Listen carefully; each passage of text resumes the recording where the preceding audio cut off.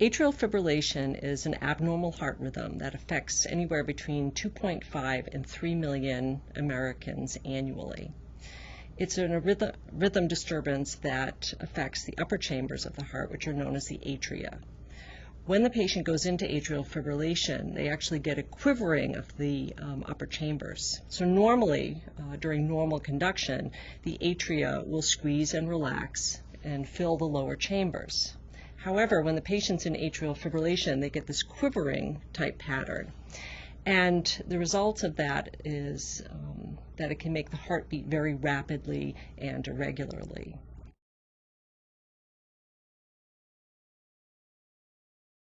Atrial fibrillation can cause a variety of symptoms, and it actually occurs along a continuum.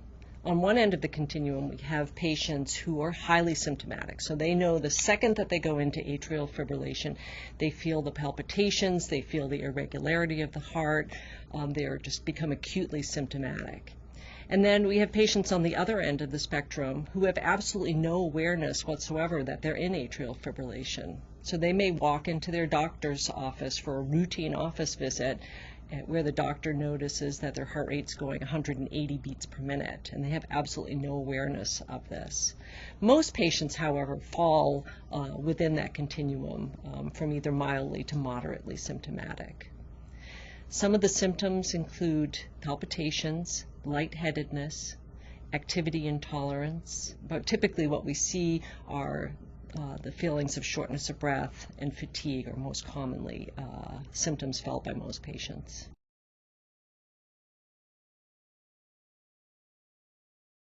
Diagnosing atrial fibrillation is actually quite easy. All it requires is an electrocardiogram in the doctor's office, and we can easily see that you've gone into atrial fibrillation. Some of the EKG characteristics that we look for are the presence of an irregular heart rhythm.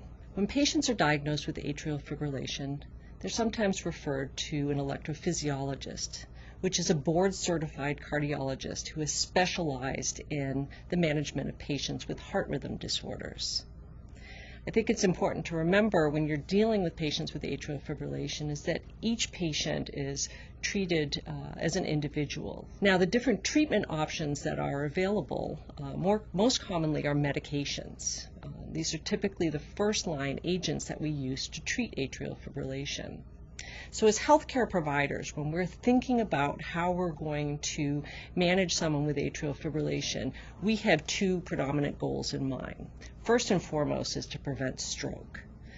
That is one of the leading causes or the leading comorbidities of atrial fibrillation. And oftentimes, that's the initial way patients present with atrial fibrillation, is that they've come in having had a stroke.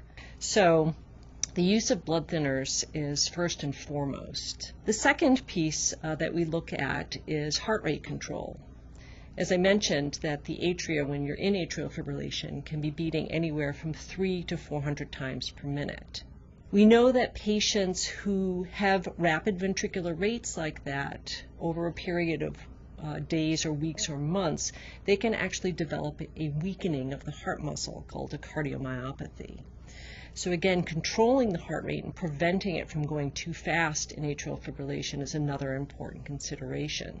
So we use drugs such as beta blockers or calcium channel blockers to help the AV node work more efficiently, thereby slowing down the pulse. So it's important when you are trying to decide upon what type of treatment is best for you to have a detailed conversation with your electrophysiologist to decide whether medical therapy would be a better option for you or whether you would be a suitable candidate for treatment with ablation therapy. Now, as it stands, typically in order to qualify for an ablation procedure, you would have at least had to be tried on an antiarrhythmic medication and failed that medication. However, the thought process of this is evolving, and there's actually a clinical trial going on currently called the Cabana trial, which Brigham and Women's Hospital is a participating center of, that actually is doing a direct comparison of catheter ablation to the use of antiarrhythmic medications to see which is a superior treatment for patients.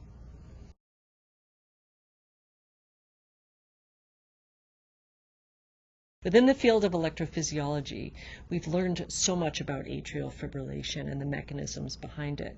However, there's still a lot we don't understand. Things like genome therapy, looking at the genetics of atrial fibrillation and why a 34-year-old individual would develop atrial fibrillation with no known risk factors.